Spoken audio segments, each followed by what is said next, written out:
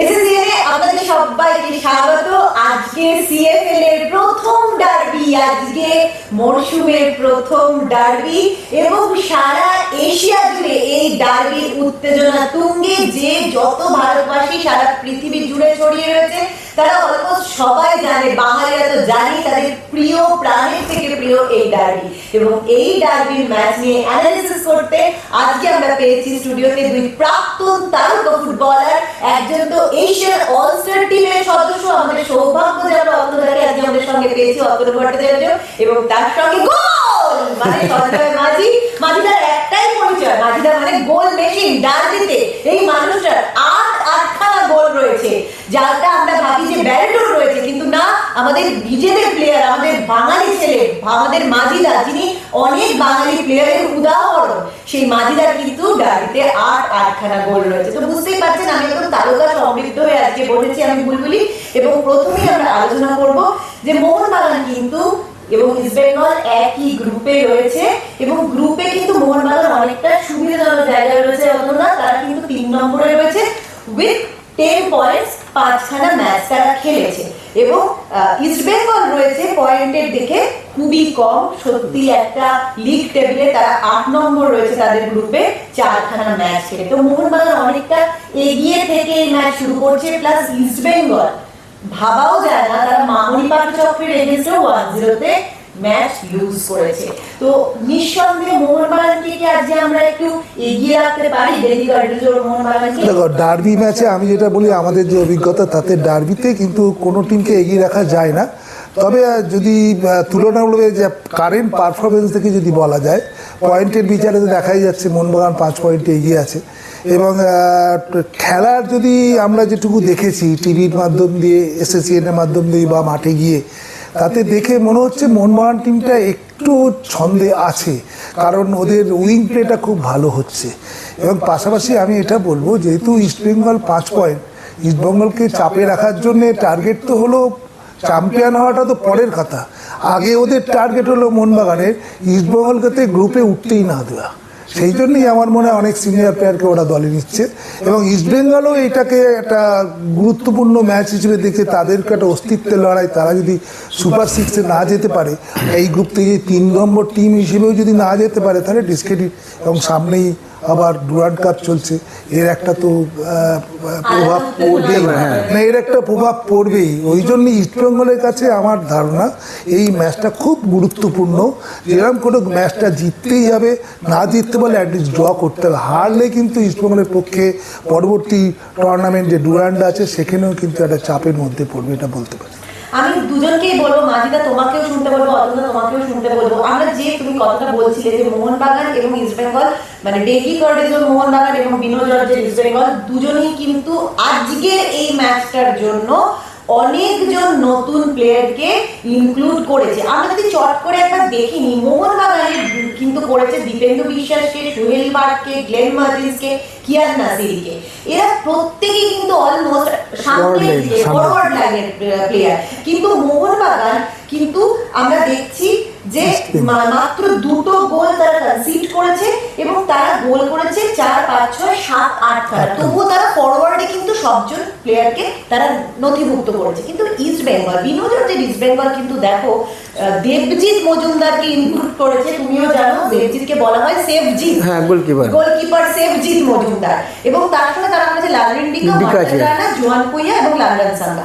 তারা কিন্তু তুমি দেখো যে 1, 2, 3, 4, 5, 6 6খানা কিন্তু তারা গোল খেয়েছে, এবং তারা 7, 1, 8, 9, 10খানা গোল তারা দিয়েছে। এই যে ইকুয়েশনটা কি ভাবে তারা এই প্লেয়ারগুলোকে কি চিন্তা মাথায় করে নথিভুক্ত করছে?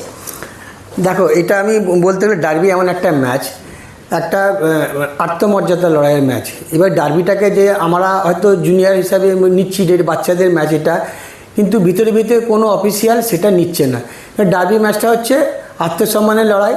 আর এই 1 ঘন্টার জন্য বাঙাল ঘুটি আমরা সারা পশ্চিমবঙ্গের মানুষ, সারা পৃথিবীর মানুষ আলাদা হয়ে যায়।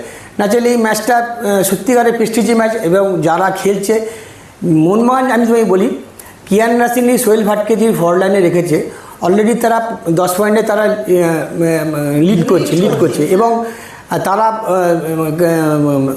যে গ্লেন মার্টিন আছে, সোহেল ভাট আছে, দিব্যেন্দু বিশ্বাস অলরেডি স্টপারে খেলছে। এবং লাস্ট ম্যাচটা যে ডার্বির আগের ম্যাচটা মোহনবাগান 2-1 ম্যাচটা জিতেছে, সেখানে ইস্টবেঙ্গল ম্যাচটা ইয়ে কাছে 1 গোলে তোমার হেরে গেছে মামনি পাটচক্রতে। সেই ম্যাচটা আমি মাঠে ছিলাম। কিন্তু ডার্বি ম্যাচের আগে আমাদের ক্ষেত্রে আমরা যখন খেলতাম বা অতনুদারা খেলতাম, অতনুদার সিনিয়র, তারপর আমরাও খেলেছি, অতনুদার সাথে খেলেছি। ডার্বির আগের ম্যাচটা আমরা খুব ভাইটালভাবে সিরিয়াসভাবে নিতাম যে এই ম্যাচটা কোনো মতে হারা যাবে না। ওই ম্যাচটাই আমাদের অক্সিজেন জোগাতো ডার্বি ম্যাচটার জন্য, টেম্পো রাখার জন্য। কিন্তু যাই হোক, খেলার part of the job. East Bengal ম্যাচটা হেরে গেছে বলে মানে এটাই ভাবার বিষয় নয় যে ইস্টবেঙ্গল এই ম্যাচটা জিততে পারবে না, এই ডার্বি ম্যাচে প্রভাব পড়বে। কিন্তু আজকে আমি মনে করি যে ইস্টবেঙ্গল যে সে দেবজিৎকে নিয়ে এসছে, দেবজিৎ অবশ্যই যখনই দেখেছি কোনো পেনাল্টি হয় কি হয়, দেবজিৎকে আমরা একটা নাম সেবজিৎ হিসাবে ওরা গড়ের মাঠে সেটা প্রচলিত হয়েছে।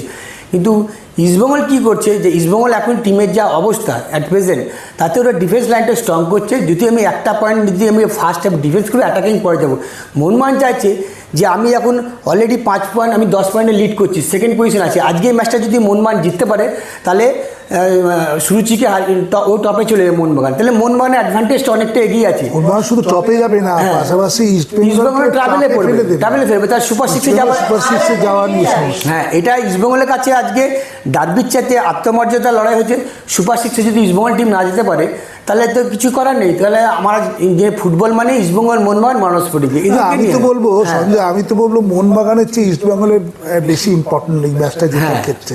কারণ ইস্টবেঙ্গল যদি এই ম্যাচটা না জিততে পারে তাহলে কিন্তু খুব চাপে পড়বে। গত কয়েক বছর ধরে ইস্টবেঙ্গলের রেজাল্ট খুব ভালো যাচ্ছে না। এই বাচ্চাদের জুনিয়র টিমটা নিয়েও যে একটা আঁকড়ে ধরে সামনের দিকে এগোতে পারবে, সেই সুযোগ থেকেও যদি বঞ্চিত হয় তাহলে কিন্তু পরবর্তী যে ডুরান্ড কাপ এর উপর কিন্তু একটা চাপ আসবে। তবে আমি বলি, লাস্ট ইয়ারের বিনো জর্জ কিন্তু মোহনবাগানকে এই সিএফএলে তোমার মানে 1 গোলে ওরা জিতেছে, লিড করেছিল, অ্যাডভেঞ্চার একটা আছে ওর কাছে। কিন্তু দেখা যাক মোহনবাগান অ্যাট প্রেজেন্ট যে টিমের যা ছন্দ, তাতে আমার মনে হয় যে তুমি যেটা বলছিলে প্রেডিকশন করাটা ভেরি ডিফিকাল্ট। ইস্টবেঙ্গল মোহনবাগান বলা যায় না, যদি যে কোনো প্লেয়ার যদি নামে তাদের পুরো 100%টা তারা দেওয়ার চেষ্টা করবে। এবং এই ডার্বি ম্যাচটাই নিয়ে অন্তত তুমি দেখেছো, আমি যখন খেলি তখন আমি ছোটো, তুমি নিয়ে আমাকে খুব কাছ থেকে দেখেছো যে ডার্বি ম্যাচটা বা ইস্টবেঙ্গল মোহনবাগান ম্যাচ আসলে আমরা যেভাবে খেলতাম, এই ডার্বি ম্যাচ থেকে অনেক ছেলে, অনেক জুনিয়র ছেলে তাদেরকে কী বলবো, তাদের আইডেন্টিফাই তৈরি করে দিচ্ছে, তাদের রাস্তা দেখিয়ে দিচ্ছে। এইটা যদি ওরা আজকের দিনটা ভালো খেলতে পারে, তারকা জন্ম দিয়েছে। অবশ্যই আমরাও সেই তারকার মধ্যে আমরাও পড়ি। এবং আজকে যদি ডার্বিটা ভালো খেলতে পারে, সামনে তোমার ডুরান্ড কাপ আছে, আইএসএল আসবে, তখন এই সব জায়গায় ওরা তারা ইমপ্লিমেন্ট করতে পারবে।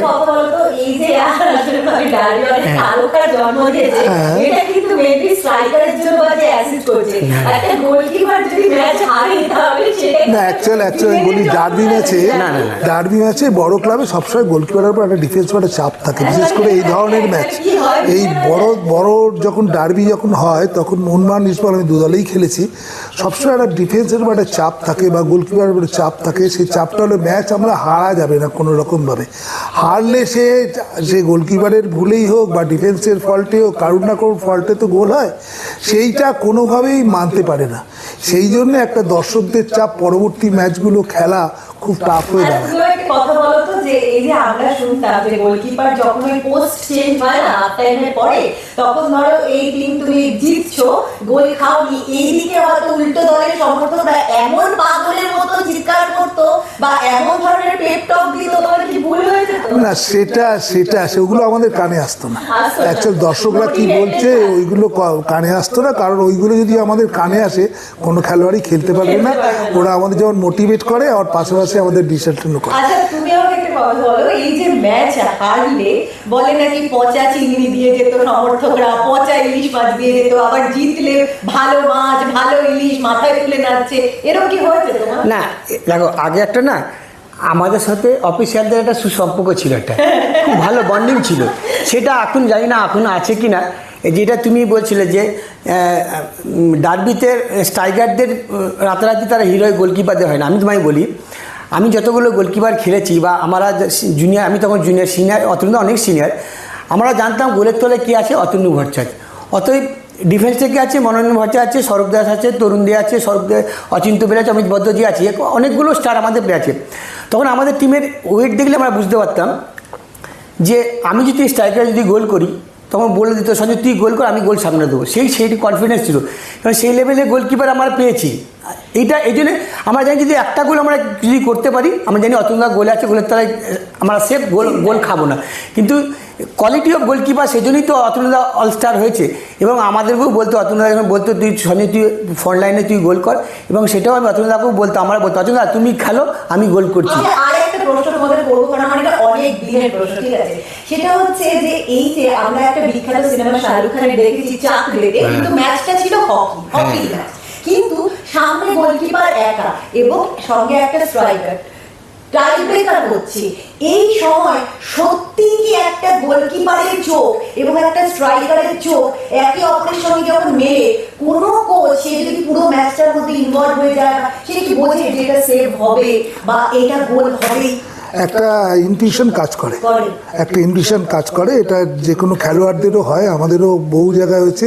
অনেক সময় বলতাম যে ধরনের ফুটবল সারা শিডিউল পিরিয়ডে যেটা খেলেছি, তারপরে যখন ট্রাইব্রেকার শুরু হয়ে যায় তখন একটা কনফিডেন্স মনের মধ্যে থাকে।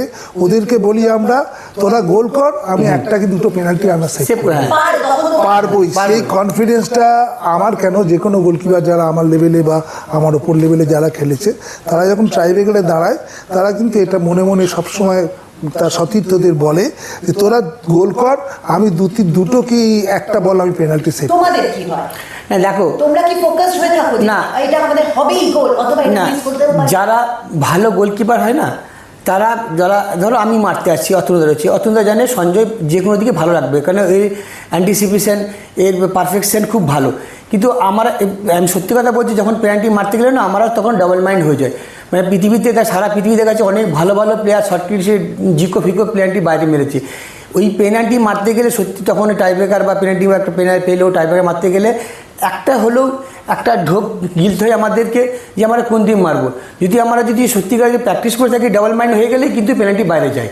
কিন্তু এটা ডাবল মাইন্ড হলে আমি যদি বল বসাচ্ছি, বল বসার সময় যদি আমি নিজেকে বল বসাচ্ছি, বাঁ দিকে মারবো, গোল করে মারা গেলে অতটা ডান দিকে মারছি আমি, এবার যদি ডাবল মাইন্ড বাঁ দিকে মারতে যাই তখন আমি একটা টাইব্রেকার একটা বড় চেয়ারের অ্যাডভান্টেজ তো থাকতেই, যে দাঁড়াতো আমরা যখন, যেহেতু আমাদের হাইট যেমন থমকার যেরকম হাইট ছিল, তারা যখন গোল লাইনে দাঁড়াতো ওটা অনেকটাই কভার করে দিত, তখন যারা স্ট্রাইকার মারতে আসতো তারা